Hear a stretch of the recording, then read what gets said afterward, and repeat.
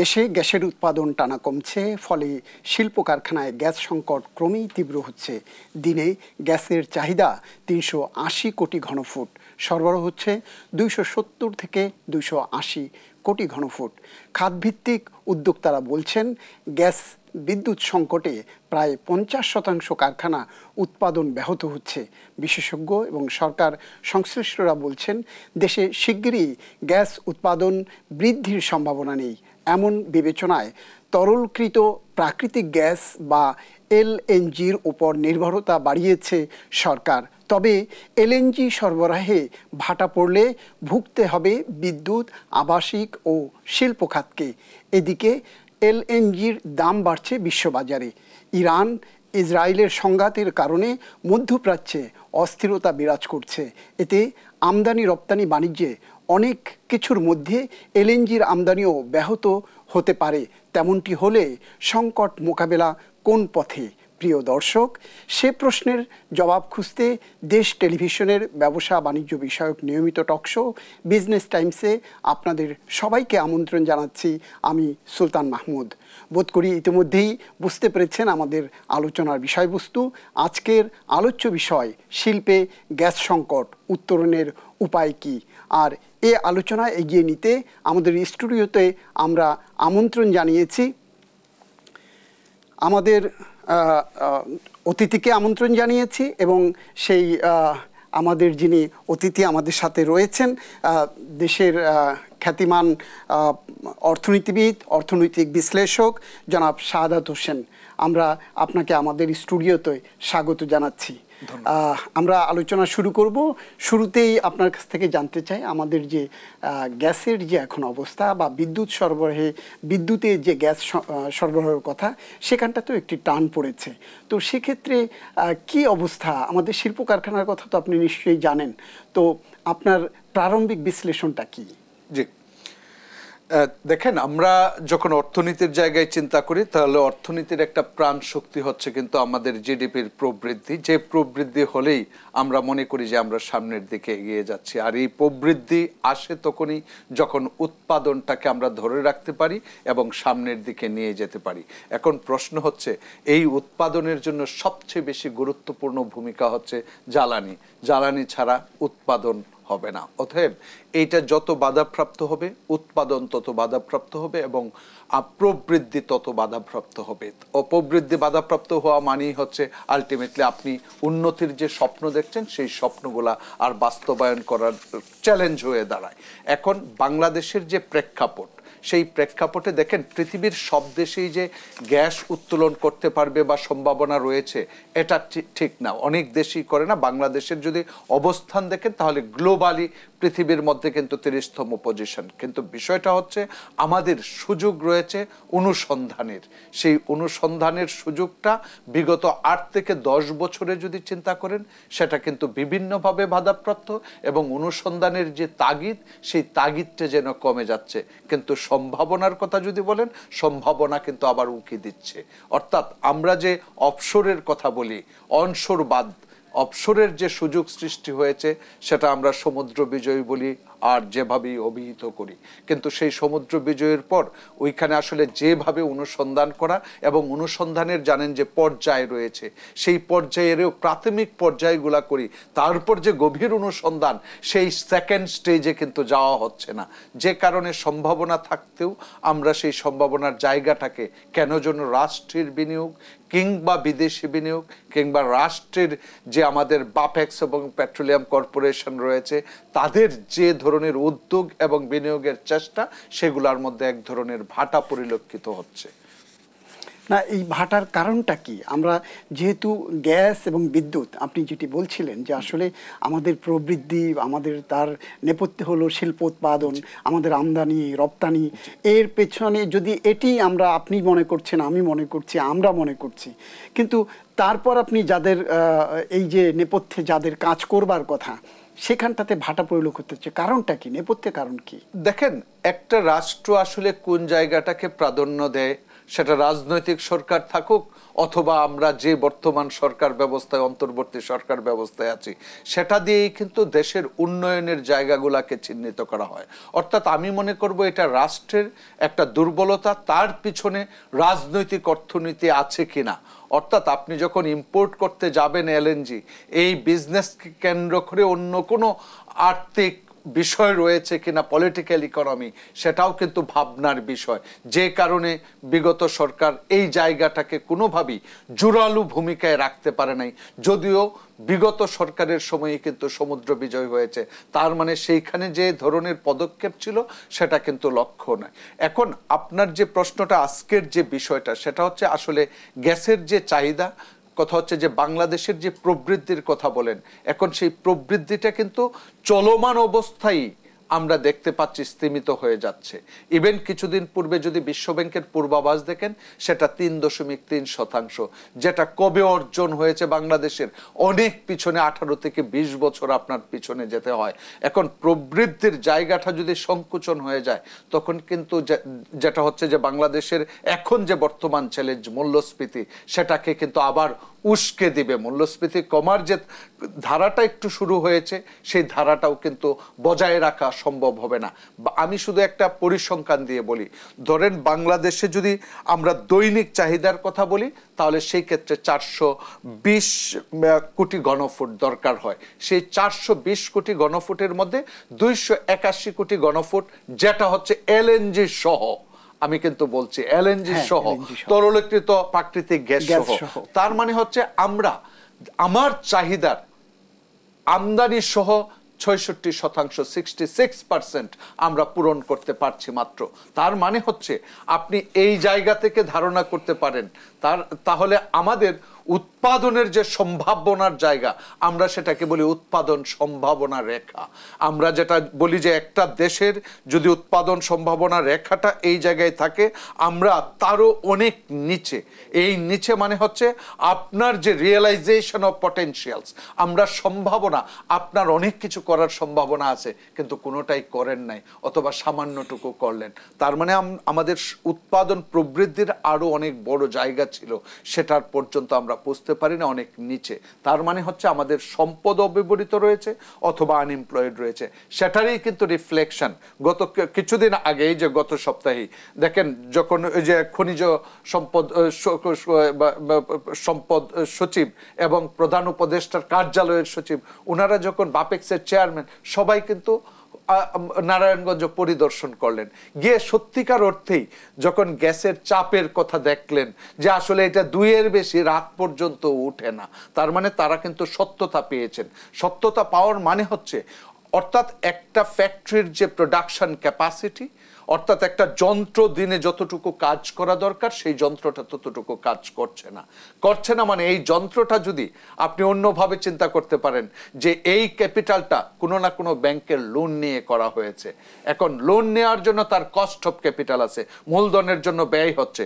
এখন সে যদি পর্যাপ্ত পরিমাণ ব্যবহার করতে না পারে, তাহলে লোন যে ডিফল্ট হচ্ছে, সেই লোন ডিফল্টের পিছনে উৎপাদন সক্ষমতা অনুযায়ী উৎপাদন না করা, এবং তার মধ্যে হচ্ছে আমি বলতে পারি সেটা হচ্ছে গ্যাসের সংকটের কারণে আজকে যে প্রবৃদ্ধি থমকে যাওয়া এবং লোন ডিফল্টের পিছনে অনেক উৎপাদক উৎপাদন করতে পারছে না, যে কারণে পরিশোধ করতে পারছে না, এইগুলাকে আবার রিশিডিউল করতে হচ্ছে। সমস্ত কিছুর পিছনেই কিন্তু এই জন্যই বলা হচ্ছে যে আপনি যদি ঘরটাকে সামনের দিকে নিতে চান, প্রত্যেককেই কিন্তু কর্মক্ষম যারা আছেন, সেই কর্মক্ষমের যে পটেনশিয়াল সম্ভাবনা যতটুকু করতে পারেন, সক্ষমতা, আমরা বলি যে সক্ষমতা, সেই অ্যাবিলিটি টু ফাংশন, আমরা সামর্থ্যের কথা যদি অমর্ত্য সেনের কথা বলি, সেইটাকে ফাংশনিং করতে হবে। কিন্তু ওরা ফাংশনিং করছে, দুর্বলভাবে করছে, যে কারণে আমরা বলি আন্ডার এমপ্লয়েড অফ রিসোর্সেস রয়েছে, যে যার কনসিকুয়েন্সটাই কিন্তু হচ্ছে আমরা যে প্রবৃদ্ধিকে সামনে ভালো দেখতে পাচ্ছি না।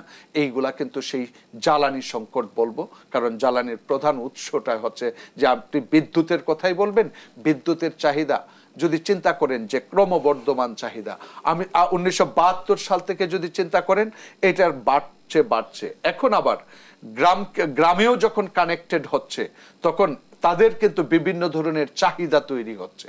সেই চাহিদাটা আবার বিদ্যুতের ব্যবহার, আর বিদ্যুৎ উৎপাদনের জন্য আপনি জানেন যে বাংলাদেশে প্রায় 56% বিদ্যুৎ উৎপাদন নির্ভর করে হচ্ছে গ্যাসের উপরে। অতএব গ্যাস সাপ্লাই নিরবিচ্ছিন্ন রাখা, সেটা আপনি ইম্পোর্ট করে রাখেন অথবা উৎপাদন বাড়ানোর মধ্যে রাখেন, এর বিকল্প নাই আপনি যদি আপনার কাঙ্ক্ষিত প্রবৃদ্ধি এবং রাষ্ট্রের সক্ষমতা বৃদ্ধি করতে চান। ধন্যবাদ, আপনি যথার্থ বলেছেন। কিন্তু আপনি যেটি বলছিলেন যে এই সরকার সমুদ্র বিজয় করেছে, আমরা দেখলাম যে হোয়াইট পেপার কমিটি, বিগত সরকারের কথা বলছিলেন, বিগত সরকারের মেয়াদে যে অন্যায়, অনিয়ম, দুর্নীতি, লুণ্ঠন যতগুলো খাত থেকে হয়েছে, তার মধ্যে অন্যতম প্রধান খাত হচ্ছে এই বিদ্যুৎ এবং জ্বালানি খাত। তো সেই খাতে আপনি বলছেন যে যথাযথ উদ্যোগ নেওয়া হয় নাই। উদ্যোগ নেওয়া হয়নি নাকি এর নেপথ্যে যারা যেভাবে উদ্যোগ নেওয়ার কথা না, এটি গোষ্ঠীগত, গোষ্ঠী স্বার্থে এটি আটকে ছিল? দেখেন, আপনি যেটা বলছেন সেটা হচ্ছে সার্বিক জ্বালানি ক্ষেত্রে, আর আমি যে স্পেসিফিক্যালি কথাটা বলেছি সেটা কিন্তু হচ্ছে আমি গ্যাস এক্সপ্লোরেশনের ক্ষেত্রে, অর্থাৎ আমার উত্তোলন যোগ্য আছে। ধরেন বাংলাদেশে যদি মজুদের পরিমাণের কথা চিন্তা করেন, আমাদের প্রায় সেটা 30 TCF বলে, ট্রিলিয়ন কিউবিক ঘনফুট, যেটার মধ্যে আমরা বলেছি এই পর্যন্ত আমরা ব্যবহার করেছি হচ্ছে 20 TCF, ট্রিলিয়ন ঘনফুট, আর বাকি আছে 10। তার মানে এই 10 যদি চিন্তা করেন, প্রতি বছর বাংলাদেশ অন এন এভারেজ ব্যবহার যদি করে তাহলে 1 TCF এখন ব্যবহার করতে পারবে। তাহলে আমরা 10 বছর পর্যন্ত, 10 থেকে 11 বছর পর্যন্ত সামনে ব্যবহার করতে পারবো। তার মানে হচ্ছে আপনি এক্সপ্লোরেশন যদি না করেন, নিজের খনি থেকে উৎপাদন যদি আবার বাড়ানোর মাধ্যমে এখন সক্ষমতা বাড়াতে পারেন, আরেকটা হচ্ছে মজুদ আছে কিনা তার অনুসন্ধান করে বের করা। সেই জায়গাটায় আমি বলছি যে আপনি যদি অনুসন্ধানের কথা বলেন, তার চিত্র দেখবেন যে 2-1টা জায়গায়, মাত্র 3টা না 4টা জায়গায় একটু করে অনুসন্ধান করা হচ্ছে, এবং এই নিয়ে কিন্তু পর্যাপ্ত কথা হয়েছে যে অন্য জায়গায় জ্বালানি সেক্টরে দুর্নীতি হয় নাই তো এমন কোনো সেক্টর নাই বাংলাদেশে। কথা হচ্ছে যে ব্যাংক লুট হয়ে যাচ্ছে 4,20,000 কোটি টাকা, 4.5 লাখ কোটি টাকা খেলাপি ঋণ, মানেই তো হচ্ছে দুর্নীতি। আরেকটা হচ্ছে যে দুর্নীতি বাংলাদেশের যেটা হয়, যেটা গতকালকে ওয়াহিদুদ্দিন মাহমুদ স্যার স্পষ্ট বললেন, যে আসলে উন্নয়ন প্রজেক্টগুলাতেই দুর্নীতি হচ্ছিল, আগেও ছিল এবং এখনো হচ্ছে, যেটা চলমান প্রক্রিয়া। তার মানে হচ্ছে দুর্নীতি আসলে এমনভাবে রুটেড যে এই অন্তর্বর্তী সরকারেও বলছেন এখন চলছে। তার মানে মূলোৎপাটন করা সম্ভব হচ্ছে না, যদিও বিগত সরকার ক্ষমতায় নেই। মানে প্রশ্নটা কিন্তু এখানে প্রশ্নবোধক। তার মানে হচ্ছে আমাদের জাতিগত দুর্নীতিটা একটা জাতিগত সংস্কৃতি এবং কালচারে পরিণত হয়ে যাচ্ছে, যেটা আপনি বললেন যে জ্বালানি সেক্টরে অনেক দুর্নীতি হয়। এখন সেই দুর্নীতিটা একটা হচ্ছে যে আজকের বিষয়টা হচ্ছে গ্যাস। আমি মনে করি যে আমাদের সমুদ্রকে কেন্দ্র করে যে ব্লকগুলা তৈরি হয়েছে, সেটা একদিকে ধরেন আপনি মায়ানমারের কথা চিন্তা করতে পারেন, আবার এই দিক থেকে ভারতের সাথে আমাদের সম্পৃক্ততা, ওই জায়গাগুলাতে কিন্তু পটেনশিয়াল, মানে ভালো সম্ভাবনা রয়েছে। কারণ যেটা আমাদের ওদের এক্সাম্পল থেকেই বলতে পারি যে আমাদের ক্ষেত্রেও সেই সম্ভাবনার জায়গাটা রয়েছে। অতএব এইগুলার যে স্টেজ, প্রাইমারি স্টেজে করছে, সেকেন্ড স্টেজে যাওয়ার জন্য যে ক্যাপিটাল অথবা বিনিয়োগ দরকার, আমি বলতে চাচ্ছি রাষ্ট্র কর্তৃক সেই বিনিয়োগটাই যেতে হবে, অথবা আমাদের যে সাথে যে সকল আন্তর্জাতিক প্রতিষ্ঠানগুলা কাজ করে, এগুলা তো অল্প কিছু কোম্পানি, জানেন আপনি, সেই জায়গা থেকে তাদেরকে যে পলিসিগত, মানে নীতিগত এবং পলিসির যে গত সহায়তা, সেটা যদি তাদের ফেভারেবল না হয় তাহলে কিন্তু আবার কন্ট্রাক্টেও হয় না। কারণ আপনি বাপেক্সের কথা বলবেন, আমাদের কিন্তু অনশোরে কিছুটা বাপেক্সের ক্যাপাসিটি থাকলেও অফশোরে করার কোনো ধরনের বিন্দু পরিমাণ ক্যাপাসিটি নাই বললেই চলে। অতএব সম্ভাবনার জায়গাটা যেখানে আপনি বলছেন প্রবল, সেই জায়গায় দুর্বল নিজের প্রতিষ্ঠান। অতএব এই প্রতিষ্ঠান কিভাবে বাহিরের প্রতিষ্ঠানের সাথে কন্ট্রাক্ট করবে, যোগাযোগ করবে এবং নেগোসিয়েশন করবে, সেই সমস্ত জায়গাগুলা আমি বলছি যে এখন দুর্বল না, সেটা আরও বিগত 8-10 বছর থেকেই আমরা দেখে আসছি এই জায়গাটা এক ধরনের অবহেলিত, যদিও আমরা বলি যে উৎপাদনের ক্ষেত্রে সবচেয়ে গুরুত্বপূর্ণ হচ্ছে জ্বালানি, এবং জ্বালানি নিরাপত্তায় একটা দেশকে অনেক অনেক দূর পর্যন্ত, আপনি ইউএস এর দিকে তাকাবেন, তাদের জানা আছে যে মজুদ আছে, তারপরেও তারা সেটা ভবিষ্যতের জন্য রেখে দেয়, তার সেটা এক। আর দ্বিতীয়ত হচ্ছে যে আমরা কিছুটা অন্যদিকে ডাইভার্সনেরও কিন্তু আমি বলবো দিজ আর দ্য পটেনশিয়াল, সম্ভাবনার জায়গা, যেটা হচ্ছে আমরা যখন উৎপাদন করছি বিদ্যুৎ, 56% বিদ্যুৎ উৎপাদন নির্ভর করছে গ্যাসের উপর, তাহলে অল্টারনেটিভ আমার জ্বালানি যে মেকানিজম নবায়নযোগ্য, আমরা বাতাস থেকে, সাগর থেকে বিকল্প উৎস, সেই সমস্ত জায়গাগুলোর উপরেও কিন্তু আমাদের যতটুকু এগোনো উচিত, সে আমি মনে করি সেটাও কিন্তু শক্তিশালীভাবে এগোচ্ছে না, আমরা জোর দিচ্ছি না। আমি সেই জায়গাতেই যদি আবার আসি, আপনি যেটি বলছিলেন যে আসলে যে জায়গা থেকে রাষ্ট্রীয় যে প্রতিষ্ঠানগুলো আছে এবং আমাদের যে নিজস্ব আমরা যেটুকু জানি মজুদ যেটা আছে, সেক্ষেত্রে নতুন কূপ খননের চেয়ে যেগুলো আছে, যে কূপগুলো আছে আমরা ইতোমধ্যে জেনেছি সেই জায়গাতেও ভাটা পড়েছে উৎপাদনে, বা আমরা উত্তোলন করতে গিয়ে দেখেছি ভাটা পড়েছে। আপনার বক্তব্য অনুযায়ী নতুন উদ্যোগ নেওয়া হয়নি, নিজস্ব প্রতিষ্ঠানগুলোকে শক্তি সামর্থ্য করা হয়নি। এর পেছনে কি আপনি বলতে পারেন, আপনি যেটি একটু আগেই বলছিলেন যে আসলে বড় প্রকল্প, ওয়াহিদুদ্দিন মাহমুদ স্যারের কথা বলছিলেন, বড় প্রকল্প মানে বড় দুর্নীতি, তো সেখানে এই যে এলএনজি নির্ভরতা, এর পেছনে কি আপনি কোনো কারণ খুঁজে পাচ্ছেন? কারণ খুঁজে পাওয়া কি, ধরেন এলএনজি যখন ইম্পোর্ট করতে হয়, একটা হচ্ছে রাষ্ট্রের সাথে আমরা সাধারণত দুটো দেশ থেকে নিয়ে আসি। এখন সেই দুটো দেশ থেকে ওমান এবং কাতার থেকে বেসিক্যালি যদি এলএনজির কথা বলেন, এখন আবার নতুনভাবে আমরা স্পট মার্কেট থেকে, কিন্তু সেটা কিন্তু প্রবৃদ্ধির কথা যদি চিন্তা করেন, এখন আমরা কিন্তু ধারাবাহিকভাবে, এটা হচ্ছে যে আপনার প্রথমত হচ্ছে যে বাংলাদেশের উৎপাদনটাকে মোটামুটি ভাবে টিকিয়ে রাখার জন্য আপনার দরকার, এখন সেই দরকারটা আপনি নিজের যে জায়গাটা, সক্ষমতার জায়গাটা ছিল সেই জায়গায় না করে কেন অন্যদিকে ডাইভার্ট হলেন? আমি বলছি যে বাংলাদেশ না, পৃথিবীর যত ডেভেলপিং কান্ট্রিগুলো আছে, এলডিসি এবং ডেভেলপিং কান্ট্রি, অনুন্নত এবং উন্নয়নশীল দেশ, তাদের নেচারগুলা কিন্তু মোস্টলি আমি বলবো ডমিনেটেড বাই পলিটিক্স। মানে হচ্ছে কেউ যখন ইম্পোর্ট করবে তখন সেই ইম্পোর্টটা থেকে তার একটা বিজনেস, এবং এই বিজনেসটা যত বড় করা যায় তত বড়, এবং আপনি দেখবেন যে এই কোম্পানিগুলা কারা এবং এই কোম্পানিগুলা কোন সময়ে প্রতিষ্ঠিত হয়েছে।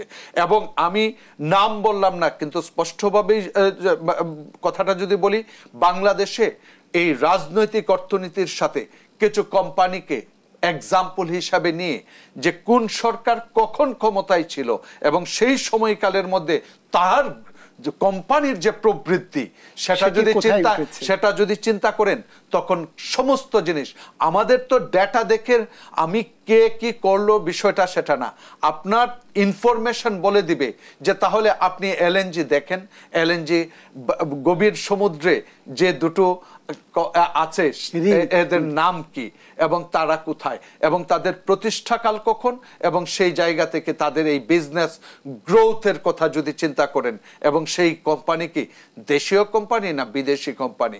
এখন যদি দেশের মানুষ বিদেশের নাম দিয়ে ইন্টারন্যাশনাল কোম্পানি করে, ইন্টারন্যাশনাল কোম্পানি যদি হেডকোয়ার্টার্স বাংলাদেশে না করে অন্য দেশে করে, তার মানে কি হচ্ছে জানেন?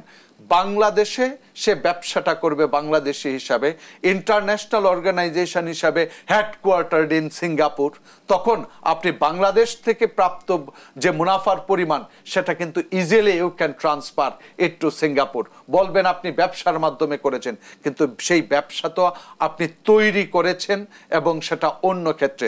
যেটা হচ্ছে আমরা যদি এর কথাই বলি যে ভোলার ক্ষেত্রে, ভোলাতে বলা হচ্ছে যে গ্যাসের মজুদ আছে এবং পর্যাপ্ত মজুদই আছে, এখন আসলে এইটার সরবরাহের ব্যবস্থা এবং উৎপাদনের ব্যবস্থা, বিষয়টা হচ্ছে এই জায়গাটা কিন্তু পরীক্ষিত। কিছুদিন আগেই আমার সাথে এই বিষয় নিয়েই বাংলাদেশ পেট্রোলিয়াম কর্পোরেশনে একটা সেমিনার হয়, আমি যেখানে আলোচক ছিলাম, এক্সপার্ট ছিলেন, সেই জায়গা থেকে আমিও শুনে কিছু কথা শুনে হতবাক হয়ে গেছি যে এই জায়গাটাকেও দুর্বল করে রাখা হয়েছে।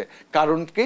কারণ তাহলে এলএনজির ক্ষেত্রে আমরাও যদি ওই ব্যবস্থাটা ওইখান থেকে করে আমি যদি ওমান এবং কাতার থেকে নিয়ে আসতে পারি, তাহলে বাংলাদেশের সেই জায়গাটা করার ব্যবস্থা যদি করা থাকে, তাহলে সেই ব্যবসাটা আবার সংকুচিত হয় এবং তার এটা একটা কাউন্টার ফ্যাক্ট হিসাবে তৈরি হয়ে যায়। সেই কাউন্টার ফ্যাক্টর অ্যাক্ট যেটাই বলেন, সেই জায়গা থেকে করতে দেওয়া হয় না। তার মানে হচ্ছে সেটাও এক ধরনের আমরা মনে হয় আবার সেই আলোচনায় যাব।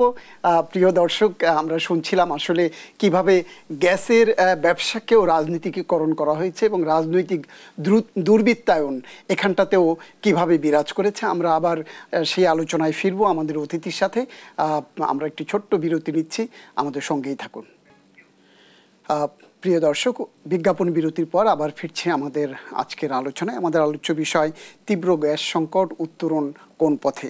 আমাদের সাথে অতিথি হিসেবে রয়েছেন অধ্যাপক ডক্টর মোহাম্মদ সাদ হোসেন সিদ্দিকী। আমরা আবার আলোচনায় ফিরছি। তো আমরা যেটা দেখলাম যে আপনি যে কথাগুলো বলছিলেন একেবারে টু দি পয়েন্টে, এর মধ্যে পেট্রো বাংলার কর্মকর্তারা একটা পরিসংখ্যান দিয়েছে। সেখানটাতে বলেছে দেশে একসময় দিনে 270 ঘনফুট গ্যাস উৎপাদন হতো। গ্যাসের মজুদ কমে আসায় উৎপাদন ধরে রাখা যাচ্ছে না। সামনের দিনগুলোতে এটি আরও কমতে পারে। নতুন করে কূপ খনন যতটুকু উৎপাদন বাড়ানো হচ্ছে তার চেয়ে বেশি কমে যাচ্ছে পুরনো কূপের উৎপাদন। তাহলে করণীয়টা কি এখন? জি, যেটা বললাম যে আসলে নতুন কূপ পাওয়া বিষয়টা হচ্ছে কি যে আমি প্রথমেই বলেছি পৃথিবীতে খুব কম রাষ্ট্রই আছে যে গ্যাসের স্বনির্ভর, কিন্তু বাংলাদেশেও আমি বলবেন যে স্বয়ংসম্পূর্ণ না। স্বয়ংসম্পূর্ণ নাই না, আমরা তো একসময় দেখতাম, বলতে শুনতাম যে রাজনৈতিক নেতাদের গ্যাসের উপরে ভাসছে না, গ্যাসের উপরে এগুলো হচ্ছে রাজনৈতিক কথাবার্তা। কিন্তু প্রকৃতপক্ষে যদি বলেন এখন আমাদের যে অনুসন্ধানের জায়গাগুলো, আমি প্রথমত বলবো যে বাংলাদেশের সম্ভাবনা রয়েছে। কারণ আপনি যদি পাহাড় এবং সমুদ্র সবকিছু মিলে ভৌগোলিক জায়গাগুলোর চিন্তা করেন, সেই ক্ষেত্রে সম্ভাবনার জায়গা আমরা বলতে পারি। যে কারণেই কিন্তু সম্ভাবনা থেকেই সরকারেও কিছু পরিকল্পনা যে করে নাই তা না, করেছে। যেমন 2028 সালের মধ্যে হয়তো 100 নতুন কূপ খনন করবে, এই ধরনের পরিকল্পনাগুলো আমি জাস্ট বলছি যে অনুসন্ধান করবে, 100টা নতুন কূপ করবে এবং 300 জায়গার মতো মনে হয় 300টি কূপের মতো নতুন করবে। কিন্তু প্রকৃতপক্ষে এই যে প্রজেকশন, বাংলাদেশ সরকার কিন্তু পলিসি খুব ভালো নেই, যে কোনো সরকারের কথাই বলছি, কিন্তু পলিসির কার্যকারিতা হচ্ছে কিনা সেটা নিয়ে কিন্তু আর বেশি মাথা ব্যথা থাকে না। সুন্দর কথাটা বাজারে ছেড়ে দিল, দ্যাটস দ্য। এটাও এক ধরনের আমি মনে করব যে পাবলিক সেন্টিমেন্টে তাদের জায়গাটা রেখে দেওয়া, পপুলারিজমের জায়গা থেকে, যে পপুলারিস্ট অ্যাপ্রোচ কি। যেমন আমরা যখনই স্টেটমেন্ট দেওয়া হচ্ছে 28 সাল তো আর কয়েক বছর পরেই, তাহলে এতদিন তো কিছুই হয় নাই। তার মানে কি আমার যে লক্ষ্যের সাথে কিন্তু কাজ করা হচ্ছে না। সেই ক্ষেত্রে আমি যদি স্পষ্ট করে বলি যে আপনি যে জায়গাটায় হিন্টস দিয়েছেন এবং তুলেছেন যে বাংলাদেশে সম্ভাবনা রয়েছে, কিন্তু সেই সম্ভাবনার জায়গাটা ক্ষীণ বলতে হচ্ছে ক্ষীণ করা হয়েছে ইন এ সেন্স যে আমাদের যে পরিমাণ বৈদেশিক বিনিয়োগ, দেশীয় বিনিয়োগ আমি বলেছি, এবং বাপেক্সের যে কার্যক্রম সেটা কোনো কারণে জোরদার ছিল না, এবং রাষ্ট্রের বাজেটেও যে সেই জায়গাটা যতটুকু ছিল ততটুকু কাজ না করে আবার বাজেটেও খোয়া হয়ে যায়, মানে ব্যয় হয়ে যায়। তার মানে হচ্ছে দুর্নীতির জায়গাগুলা কিন্তু এই জায়গায়। এখন প্রশ্ন হচ্ছে যে বর্তমান সরকারেও কিন্তু বলা হচ্ছে যে বড় প্রজেক্টে বড় দুর্নীতি হয়েছে। এখন ওয়াহিদুদ্দিন মাহমুদ স্যার কিন্তু আবারও বলছে হচ্ছে। আমার কথা হচ্ছে যে তাহলে এই প্রটেস্ট করার মেকানিজমটা কি? মানে যে কোনো প্রজেক্টে বলা হচ্ছে 1 টাকায় 70 পয়সা বেশি খরচ হয়, যে প্রজেক্টে 1 টাকা খরচ করতে হয় তার জন্য 1 টাকা 70 পয়সা খরচ করেন। এখন 70 পয়সা কমানোর জন্য বর্তমান সরকার কি পদক্ষেপ নিয়েছে সেটা কি স্পষ্টকরণ করা হয়েছে? তাহলে আমার প্রশ্ন হচ্ছে রাষ্ট্রের জন্য গুরুত্বপূর্ণ ডকুমেন্টস তৈরি করা হয়েছে, শ্বেতপত্র তৈরি করেছেন, তে শ্বেতপত্রের হিসাবে স্পষ্টভাবে বলা আছে 100 কোটির জায়গায় 170 কোটি খরচ হয়। তার মানে 2 লাখ কোটির জায়গায় 3,40,000 কোটি টাকা খরচ হয়। তাহলে সেই খরচটা, অতিরিক্ত খরচটা বন্ধ করার জন্য, সেটা সময়ের কারণে অথবা কষ্ট বাড়ানোর কারণে, যে কারণেই হোক না কেন, এখন যে হবে না তার জন্য রাষ্ট্র কোন ধরনের পদক্ষেপ নিয়েছে, এই সরকার কি নিয়েছেন যাতে আর হবে না সেই জায়গাটা। ঠিক একই রকম আমরা হয়তো এখন বর্তমান সরকার বলেছে, অন্তর্বর্তী সরকারের যিনি দায়িত্বে রয়েছেন উনি কিন্তু বলেছেন যে যেভাবে হোক গ্যাসের সংকট মোকাবেলা করা হবে। প্রশ্ন হচ্ছে জ্বালানি উপদেষ্টা বলেছেন, কিন্তু প্রশ্ন হচ্ছে এটা যে সম্ভব না আমি দিব্যি করে স্পষ্ট করে বলতে পারি, উনার না রাষ্ট্রের সেই সক্ষমতা নাই চাহিদা অনুযায়ী পূরণ করা। আমি রাষ্ট্রের পরিসংখ্যান বলেছি যে আপনি দিনের এলএনজি বর্তমান যে পর্যায়ে ইম্পোর্ট করছেন তা দিয়ে 66% পূরণ করেন, বাকি 34% পূরণ করার জন্য এলএনজির ইম্পোর্ট আপনাকে কি করতে হবে? বর্তমানে যে আপনি বলেন 281 কোটি সেই ঘনফুট, সেই 200 প্রতিদিনের কথা বলছি, তাহলে 281 কোটির যদি 2/3 হয়, এর 1/3 যদি আরো ইম্পোর্ট করেন, আমি বলবো বাংলাদেশের গভর্নর একদিনের মধ্যে বিপদে পড়ে যাবে। কারণ হচ্ছে যে পরিমাণ ফরেন কারেন্সি দরকার হবে, সেই ফরেন কারেন্সি যদি আপনি বাংলাদেশের ফরেন কারেন্সির মার্কেটে একটু টুকা দেন, তখন টাকা ডিভ্যালুয়েশন হয়ে যাবে। টাকার যদি ডিভ্যালুয়েশন হয়, তখন বাংলাদেশের মূল্যস্ফীতি কমানা আকাশচুম্বী মূল্যস্ফীতি হবে। অতএব শুধু মুখ দিয়ে কথা নয়, বাস্তবতার হচ্ছে যে আপনার সঠিক প্রজেকশন করা, সেই প্রজেকশন অনুযায়ী রাষ্ট্রের উৎপাদনের জায়গাটাকে আগে গুরুত্ব দিতে হবে। যে আপনি যদি সামগ্রিক চাহিদার কথা বলেন পূরণ করা হবে, সেটা এক জিনিস। আরেকটা হচ্ছে স্পেসিফিক ইন্ডাস্ট্রি, যেটা গুরুত্বপূর্ণ ইন্ডাস্ট্রি, এবং গুরুত্বের বিচারেও ইন্ডাস্ট্রির কিন্তু ক্লাসিফিকেশন রয়েছে। আমার সমস্ত ইন্ডাস্ট্রির একটা গুরুত্ব হচ্ছে দেশের ভিতর থেকে, আরেকটা হচ্ছে বহির্বিশ্বের সাথে বাংলাদেশকে স্টেবল রাখতে হবে, তার দিক থেকে গুরুত্ব। তাহলে বাংলাদেশে বর্তমানে গুরুত্ব কিন্তু দেশের চেয়ে বিদেশের সাথে যে আমার ব্যালেন্স, অর্থাৎ আমরা ব্যালেন্স অফ পেমেন্ট বলি, সেই ব্যালেন্স অফ পেমেন্টটাকে যদি ডিস্টরশন হয়ে যায়, তখন সমস্ত কিছু ভেঙে পড়বে। অতএব সেই জায়গায় গুরুত্বপূর্ণ ভূমিকা রাখছে কারা? এক, রেমিটেন্স আসছে বলেই বাঁচতে পারছি। আর হচ্ছে যে আর আরেকটা জিনিস হচ্ছে এক্সপোর্ট আর্নিংস। এখন এক্সপোর্ট আর্নিংস বাংলাদেশে এক্সপোর্ট প্রসেসিং জোনস আছে, তাহলে সেই এক্সপোর্ট প্রসেসিং জোনে আপনার 100% ক্যাপাসিটি, আমরা ক্যাপাসিটি প্রোডাকশনের যেতে হবে, যে আমার সক্ষমতা রয়েছে দিনে এত ঘন্টা এই যন্ত্রগুলা মানুষগুলার কাজ করার, এবং তার জন্য আমার যে গ্যাসের সাপ্লাই এবং প্রেসার, আপনার গ্যাস সাপ্লাই থাকা এক জিনিস, আর একটা হচ্ছে কমপ্লিট থাকা এক জিনিস। সেই জায়গায় বলছি পূর্ণ সক্ষমতায় উৎপাদন করতে পারে, সেই জায়গাটার আগে 100% ফুলফিল করেন। তাহলে কারণ হচ্ছে দেখেন, ব্যবসায়ীদের এই কিছুদিনের মধ্যেই কিন্তু কিছু স্টেটমেন্ট আসছে, তার প্রেক্ষাপটেই বলছি। এবং 2,500 থেকে যে ঘুরে আসার পরেও যে পত্রিকায় বিভিন্ন ধরনের স্টেটমেন্টগুলো পড়া থেকে যদি আমি স্পষ্ট করি, তারা বলতেছেন যে তাদের সক্ষমতা অনুযায়ী উৎপাদন হচ্ছে না। দ্বিতীয়ত হচ্ছে লিড টাইম, যেটা আমি পূর্বে অর্ডার পেয়েছি সামনে দিতে হবে, সেটাই মিট আপ করতে পারছে না। অতএব আপনি আবার অর্ডার নেবেন, সেটার সাহস পাচ্ছেন না গ্যাসের প্রেসারের কারণে। অতএব সেই সমস্ত জায়গাগুলা বাংলাদেশের প্রবৃদ্ধি, বাংলাদেশের এক্সপোর্ট, এবং আপনি সার্বিকভাবে যদি বলেন কিছু ইন্ডাস্ট্রি বন্ধ হয়ে যায়, তাহলে আনএমপ্লয়মেন্ট বাড়ার একটা হুমকি, সমস্ত কিছু কিন্তু এক একটা শঙ্কার জায়গা তৈরি করছে এই যে আমি বললাম যে আজকের যে বিষয় গ্যাস সংকট। অতএব এটা হচ্ছে এখন উৎপাদন সক্ষমতা বাড়ানো। আমি যদি প্রথমেই বলি, সেই উৎপাদন যদি বাড়ানো হয় পুরনো টেকনোলজি দিয়ে, আসলে উৎপাদন বাড়ানো আর সম্ভব হচ্ছে না, যেটা আমি টেকনোলজির পার্সপেক্টিভে দেখলাম। অতএব সেই জায়গাটায় একটা বড় ইনভেস্টমেন্ট দরকার। দ্বিতীয়ত হচ্ছে আমাদের যে নতুন খুবই ভালো সন্ধান ভোলার জায়গাটাকে আরো গভীরভাবে পর্যবেক্ষণ করে সত্যিকার অর্থে রাষ্ট্রের সম্পদটা রাষ্ট্রে ভালোভাবে কিভাবে ব্যবহার করতে পারি, এক। আর অনুসন্ধানের জন্য আমার দেশ বিদেশ আন্তর্জাতিক সংস্থা তার জন্য গুরুত্ব আরোপ করে যেন অনুসন্ধানটাকে আমরা গভীর পর্যায়ে নিয়ে সত্যিকার অর্থেই আমরা একটা সমাধানে আসি, যে আর থাকবে কি থাকবে না। কারণ হিসাবায়ন আলাদা। যদি আপনি সন্ধান পান, তখন ফরেন কারেন্সির যে প্রয়োজনীয়তা সেটা এক ধরনের, মানে হচ্ছে আমি বলতে চাচ্ছি যে টাকার মানটা বজায় রাখা, ফরেন কারেন্সির রিজার্ভের অবস্থাটা ধরে রাখা। আর যদি না পান, তখন কিন্তু বাংলাদেশ সরকারকে চিন্তা করতে হবে।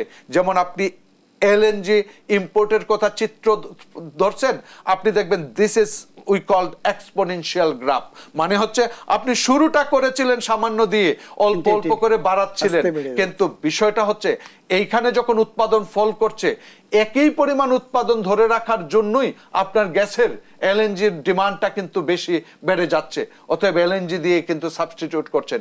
এখন উৎপাদন যেভাবে কমে যাচ্ছে সেটা যদি আরো কমে, তো একই পরিমাণ উৎপাদন করার জন্য আপনার এলএনজির ইম্পোর্ট কিন্তু আরো দ্রুত গতিতে বাড়বে। অতএব সেই জায়গা থেকে যদি আপনি বিবেচনা করেন, এক যে নতুন অনুসন্ধানের মাধ্যমে পেলে আমাদের ফরেন কারেন্সি এই প্রেশারটাকে আমরা কিছুটা সহনশীল মাত্রায় রাখবো, আর যদি না হয় এইভাবে যদি সাবস্টিটিউট করতে পারি, সাবস্টিটিউট করতে থাকি, তার মানে এলএনজির জন্য ফরেন কারেন্সির রিজার্ভ আমার কতটুকু প্রেসার পড়বে সেটাও কিন্তু মেজর করতে হবে এখন থেকেই। অর্থাৎ ফোরকাস্ট করতে হবে যে বাই 2050 বাংলাদেশের চিত্রটা কি হতে পারে, বাই 2030 আমরা এক্সপ্লোরেশনের জন্য কি করতে পারি, সাচ কাইন্ড অফ প্রজেকশনস। যেমন আমি একটা বাস্তব এক্সাম্পল বলি, আমি যখন 2010 সালে নেদারল্যান্ডসের ইরাসমাস ইউনিভার্সিটির রটারডামে মাস্টার্স করতে যাই, তখন দেখলাম হঠাৎ করে বিশালভাবে খনন কার্য শুরু হয়ে গেল রাস্তাঘাটে। দেখলাম ভয়ানক, মানে যেটা করতেছে আমি পরে জানার চেষ্টা করলাম নিজ থেকেই, ইকোনমিক্সের যেহেতু এই জিনিসগুলা হচ্ছে কিভাবে হচ্ছে, ওরা 2021 সালকে মাথায় নিছে, মানে এখন না 2010-এ কাজটা করছে, কিন্তু এটা 50-70 না, 2100 সাল পর্যন্ত যাতে এটা আর না হয়। আর বাংলাদেশে প্রতিদিন একই রাস্তা করতেছে, তার মানে হচ্ছে আমাদের ইনভেস্টমেন্ট সুযোগ আছে। আমাদের কথা হচ্ছে যে যে পরিমাণ টাকা বাজেটে, আমি এবার যেরকম সংকোচনমূলক বাজেট, বিষয়টা সংকোচন হিসাবে আমি দেখি, এক হিসাবে সত্যিকার অর্থেই টাকার অঙ্কে সংকোচন। তার মানে বর্তমান সরকারের কি তাহলে রাজনৈতিক সরকারের চেয়েও সাহসিকতার অভাব সেটা প্রতিফলিত হয়?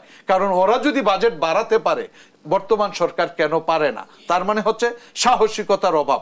আরেকটা জায়গায় আবার আমি চিন্তা করি, বাড়ানোর চেয়ে বিষয়টা হচ্ছে আমি যদি এই 230 লাখ কোটি, 2,30,000 কোটি টাকা আর 2,65,000 কোটি টাকা, দুটো বাজেটের যদি আমি উন্নয়ন বাজেটের কথা বলি, এখন আমি যদি আবার শ্বেতপত্রের এই জায়গাটাকে কাজে লাগাতে চাই, তাহলে 1 টাকায় তো 1 টাকা 70 পয়সার কাজ করা যায়। তাহলে 2,30,000 কোটি টাকা ট্রুলি আপনি যদি কাজে লাগাতে পারেন, তাহলে তো আপনি অনেক টাকা, প্রায় 4 লাখ কোটি টাকার কাজ করতেছেন। ইন এ সেন্স সেম টাকা কিভাবে বেশি ইউটিলিটি ক্রিয়েট করা যায় সেটাও কিন্তু সম্ভব। আমি মনে করি রাষ্ট্রের সেই সক্ষমতা রয়েছে এখানে বিনিয়োগ বাড়ানোর। রাষ্ট্র যদি রাষ্ট্রের সম্পদটাকে যথাযথভাবে ব্যবহার করতে পারে এবং তার জন্য যে মাস্টার প্ল্যান, পরিকল্পনাটা যদি যথাযথভাবে নেওয়া হয়।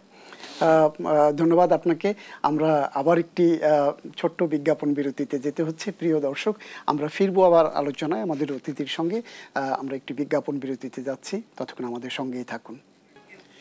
প্রিয় দর্শক, বিজ্ঞাপন বিরতির পর আবার ফিরছি আমাদের আলোচনায়। আমাদের সঙ্গে আলোচনার জন্য স্টুডিওতে রয়েছেন দেশ বরেণ্য অর্থনৈতিক বিশ্লেষক অধ্যাপক ডক্টর মোহাম্মদ সাদাত হোসেন সিদ্দিকী। আমরা যে আলোচনা করছিলাম, আপনি বলছিলেন যে আসলে যে দুর্বৃত্তায়নের অর্থনীতির কথা বা কীভাবে গ্যাস সংকট তীব্র হলো সেটি আমরা রাষ্ট্র কাঠামো যদি প্রপারলি কাজ না করে তার পরিণতি কী হতে পারে সেটি আমরা দেখছি। তো ইতিমধ্যে আমরা আরেকটি জিনিস দেখলাম যে আমাদের এখন আপনি যে কূপ খনন বা যে জায়গাগুলো আছে সেখান থেকে আমাদের উৎপাদন বাড়ানোর, নিজস্ব উৎপাদন বাড়ানোর কথা বলছেন। এটি তো একটি দীর্ঘমেয়াদী প্রক্রিয়া। তো স্বল্পমেয়াদে আমরা যেটা দেখছি যে আমাদের শিল্প কারখানাতে গ্যাসের সংকট ক্রমেই তীব্র হচ্ছে। আপনি যেটি বলছিলেন, ব্যবসায়ী সংগঠনের বিভিন্ন পর্যায় থেকে কিন্তু এটিকে সরকারের নোটিশে খুব কঠিনভাবে আনা হয়েছে এবং সরকারের পক্ষ থেকেও সরকার সংশ্লিষ্টরা বিভিন্ন জায়গায় গিয়েছেন। এর প্রেক্ষিতে প্রস্তাবিত 2025-26 অর্থ বছরের যে বাজেট, যেটি আজকে পাশ হচ্ছে, সেটিতে কিন্তু এই তাৎক্ষণিক সমাধানের জন্য এলএনজির উপর আমদানি যাতে বাড়ানো যায় এলএনজি, সেই জন্য শুল্ক, এলএনজির উপরে যে আমদানিতে শুল্ক ছিল সেটি প্রত্যাহার করে নিয়েছে। তো সেই বলা হচ্ছে সরকারের পক্ষ থেকে এতে 7,000 কোটি টাকা সাশ্রয় হবে এবং সেটি দিয়ে আরও এলএনজির ঘাটতিটা যাতে মেটানো যায় সেই দিকে নজর দেওয়া হবে। আপনি কি মনে করেন? যে দেখুন, প্রথমত হচ্ছে যে আমরা যদি এলএনজির কথা বলি, আসলে প্রকৃতপক্ষে আমাদের নিজস্ব সাপ্লাই না বাড়া পর্যন্ত আমরা এলএনজির উপর নির্ভরতা, যদি আমরা উৎপাদন ধরে রাখতে চাই। আর এছাড়া উৎপাদন ধরে না রাখা ছাড়া কিন্তু বিকল্পও নাই। অতএব সেই ক্ষেত্রে এটা কাইন্ড অফ, আমি বলবো কম্পালশন, অত বাধ্যতামূলক, যে আমাদের আনতেই হচ্ছে। এবং তার যদি চাহিদার কথা চিন্তা করেন, সেই চাহিদাটাও আবার কিন্তু ঊর্ধ্বমুখী। আমরা বলবো যে সময়ের সাথে সাথে সেটা বাড়বে। এখন প্রশ্ন হচ্ছে, সাশ্রয়ের কথা যখন বলেন, সাশ্রয় নির্ভর করে কনটেক্সটের উপর। আমরা যখন বলি এটা হবে, তখন হবে আর হওয়া অনেক পার্থক্য। যেটা হয়েছে রিয়েলাইজড, সেটাকে ট্রাস্ট করতে পারবেন। হবে তার মানে হচ্ছে আনসার্টেনিটি। অতএব আনসার্টেনিটি মানে হচ্ছে, যখন এই কথা বলা হচ্ছে, এখনো কিন্তু আমরা নিশ্চিত না মধ্যপ্রাচ্যের যুদ্ধ কোথায় যাবে। মানে হচ্ছে মধ্যপ্রাচ্যের যুদ্ধ কোথায় যাবে আমি কেন বললাম, কারণ আপনি যেখান থেকে আনেন সেই জায়গা থেকে, সেই জায়গায় যদি যুদ্ধ হয়, আপনি জিনিসই পাবেন কিনা সেটাই কিন্তু বড় কথা। 7,000 কোটি টাকা সেভ হবে সেটা বিষয় না। বিষয়টা হচ্ছে আপনি যে পরিমাণ এখন ইম্পোর্ট করেন তার রিয়েলাইজেশন করাটাই কিন্তু, যেটা যে কারণেই কিন্তু এই হরমুজ প্রণালী নিয়ে এত কথা হচ্ছে, যে কারণ পৃথিবীর গ্লোবাল এক্সপোর্ট ইম্পোর্টের হিউজ সাবস্টেন্সিয়াল পোর্শনটাই হচ্ছে যে এই প্রণালীর মধ্য দিয়ে। অতএব এই সুয়েজ খাল এবং হরমুজ প্রণালী দেশার, এগুলা খুবই গুরুত্বপূর্ণ ভূমিকা রাখে ইন্টারন্যাশনাল ট্রেডে। এখন আমরা কিন্তু একটা অনিশ্চয়তার মধ্যে, আমরা বলবো না, যেসব দেশ এলএনজির উপরে নির্ভরতা বাড়াচ্ছে তারা কিন্তু একটা অনিশ্চয়তার দিকে যাচ্ছে। অর্থাৎ এই উৎপাদনকে ধরে রাখার জন্য, আর এগুলার সাথে কিন্তু রাষ্ট্র এমন একটা জিনিস, প্রত্যেকটার সাথে এক একটা ইন্টিগ্রেটেড। আপনি বলতে চাচ্ছেন যে আপনি শুল্ক হ্রাস করেছেন, অর্থাৎ সরকার যদি ইম্পোর্ট ডিউটি বসায় তাহলে যে পরিমাণ ইম্পোর্ট হতো, এখন যদি ইম্পোর্ট ডিউটি উঠিয়ে নেওয়া হয় তাহলে সেটা ফ্যাসিলিটেট করা, তাহলে বেশি পরিমাণ তারা ইম্পোর্ট করতে পারবে। কিন্তু একই সাথে আমি যদি বলি, সরকার যেই পরিমাণ রেভিনিউ লস করবে, অন্য কোন জায়গা থেকে এই রেভিনিউটা পাবে, তাহলে হয়তো সরকার উত্তর দিবে এই পরিমাণ এলএনজি ইম্পোর্টের কারণে যে পরিমাণ উৎপাদন বাড়বে, সেই উৎপাদনে যখন আমরা ট্যাক্স অথবা কাস্টমস ডিউটি যাই বলেন সব পাই, তখন সেইটা দিয়ে কিন্তু আমরা এটা মেকআপ করতে পারবো, ইভেন তার চেয়েও বেশি হতে পারে। কিন্তু এইগুলা কিন্তু সত্যিকারের হিসাবায়ন দরকার। বিষয়টা হচ্ছে এত সহজ না। গত বাজেট ধরেন, গত সরকার বাজেট দিয়েছে 24-25, কিন্তু গত সরকার ইমপ্লিমেন্টেশন করে নাই। কারণ আপনি যদি 5ই আগস্টের কথা বলেন, 8ই আগস্ট থেকে অন্তর্বর্তী সরকারি, তাহলে এই অন্তর্বর্তী সরকারের সক্ষমতার জায়গা কিন্তু আর পরীক্ষা করার কিছু নেই। অলরেডি মাঠে পরীক্ষিত ইন আ সেন্স, আপনি একটা বাজেট ইমপ্লিমেন্টেশন করেছেন, আপনি একটা শ্বেতপত্র দেখেছেন, দুর্নীতির জায়গা কোথায় কোথায় হয় সেগুলা কিন্তু জনগণের কাছে আপনাদের মাধ্যমে স্পষ্ট করানো হয়েছে। অতএব আপনি এখন প্রমাণ দেখান যে বিগত সরকারের থেকে আপনি এই কাজে ভালো করেছেন। আপনার রেভিনিউ কালেকশন যে পরিমাণ ঘাটতি পড়েছে, সেটা কিন্তু আপনার অন্তর্বর্তী সরকারের কাছ থেকে আমাদের জনগণের, আমরা সাধারণ জনগণের কিন্তু কোনো প্রত্যাশা ছিল না। ভেবেছিলাম যে একটা রাজনৈতিক সরকার যদি 5 লাখ কোটি টাকা সে ট্যাক্স কালেকশন করতে পারে, রেভিনিউ কালেকশন করতে পারে, একটা অন্তর্বর্তী সরকার হয়তো 7 লাখ কোটি টাকা, 8 লাখ কোটি টাকা। কিন্তু এখন দেখা যাচ্ছে আসলে আমাদের প্রত্যাশা জায়গাটাই কিন্তু ক্ষীণ হয়ে যাচ্ছে। আমাদের অর্থনীতি যেহেতু ক্ষয়িষ্ণু, সেই জায়গা থেকে আমরা বড় লক্ষ্য নিয়ে আগের যে লক্ষ্য ছিল সেটাও তো আমরা করতে পারি না। এখন একটা জিনিস হচ্ছে যে আপনি কখন কমাতে পারেন। আমার অর্থনীতির হিসাবে, আমি যদি অ্যাকাউন্টিং বলেন আর ম্যাথ বলেন, ম্যাথের হিসাবে তখন সম্ভব যখন রাষ্ট্রের প্রবৃদ্ধি নেগেটিভ হয়। যদি রাষ্ট্রের প্রবৃদ্ধি নেগেটিভ হয়, তখন আপনার এই জায়গায় সংকোচন ঘটতে পারে। প্রবৃদ্ধি যদি 3% হয়, প্রবৃদ্ধি তো হয়েছে, তে বৃদ্ধি হলে আপনার রেভিনিউ বৃদ্ধি হবে না কেন, সেই জায়গাটার কথা আমি বলছি। সেই প্রশ্ন থাকুক। আমরা আবার আরেকটু বিষয় আপনার সাথে, আমরা আলোচনার একেবারে শেষ পর্যায়ের দিকে চলে এসেছি। আরেকটু বিষয় বলতে চাই যে ব্যবসায়ীরা, বিশেষ করে শিল্পোদ্যোক্তারা খুব জোরে সোরে বলছেন যে আসলে সরকার সমস্যার মূলে হাত না দিয়ে উট পাখির মতো সমস্যা দেখে মাথা গুজে রাখছে। তো সেক্ষেত্রে এই যে সংকট তীব্র হচ্ছে, উৎপাদন কমে যাচ্ছে এবং যে অবস্থা চলছে, এটি যদি আশু সুরাহা না হয়, সেক্ষেত্রে আমাদের শিল্প কোথায় গিয়ে দাঁড়াবে, মানুষ রাস্তায় এসে নামবে? জি ধন্যবাদ। সংক্ষেপে যদি বলি যে আমরা যে ভালো কিছুর প্রত্যাশা, সেটা আমি বর্তমানে আমি বলি যে অন্তর্বর্তী সরকারের সামগ্রিক কার্যক্রম বিবেচনায় এটা কিন্তু আমি সাধারণ মানুষ হিসাবেই বলছি যে খুব বেশি প্রত্যাশা আমরা করতে পারছি না। কারণ সরকারের প্রত্যাশাগুলো তখনই হয় আমরা যদি রড মেপ, আমরা সংস্কার সংস্কার সংস্কার করতে করতে 1 বছর পার হয়েছে, কি সংস্কার হয়েছে জনগণ কিন্তু পায় নাই। আমি এই জন্যই বলতেছি যে রাষ্ট্রের উৎপাদনের জায়গায় সরকারের ভীষণ কি, অর্থাৎ রাষ্ট্রে যদি আপনি গ্যাস সংকটের কথা বলছেন, গ্যাস সংকটের জন্য সরকার প্রকৃতপক্ষে উৎপাদনকে তার ক্যাপাসিটি লেভেল পর্যন্ত উৎপাদনের জন্য রাষ্ট্রের পরিকল্পনাটা কি জনগণের সামনে স্পষ্ট করুক। সেই উৎপাদন যদি বাড়ানো যায়, রাষ্ট্রের সক্ষমতা বাড়ানো যাবে। আমরা আরো আপনার আলোচনা হয়তো শুনতে পারতাম। প্রিয় দর্শক, আমাদের সময় নির্ধারিত সময় শেষ হয়ে এসেছে, যে কারণে আমরা আর আলোচনাতে বাড়াতে পারছি না। তবে আজকের অতিথি সার্বিক বিবেচনায় যে বিষয়গুলো তুলে এনেছেন, আমাদের আপৎকালীন সময়ে আমাদের যে গ্যাসের দরকার, বিশেষ করে এলএনজি আমদানির দরকার, শিল্পের উৎপাদন অব্যাহত রাখার দরকার, এবং এই উৎপাদন অব্যাহত রাখার জন্য যে গ্যাস দরকার, সেই জন্য মধ্যপ্রাচ্যের যে বর্তমান পরিস্থিতি, সেটিকে বিবেচনায় রেখে বিকল্প কি উৎস হতে পারে সেই প্রস্তুতি নিয়ে রাখার জন্য গুরুত্ব আরোপ করা হয়েছে। আমরা মনে করতে চাই সরকার এই বিষয়গুলোকে নিশ্চয়ই অনুধাবন করবেন এবং সে অনুযায়ী পদক্ষেপ নেবেন।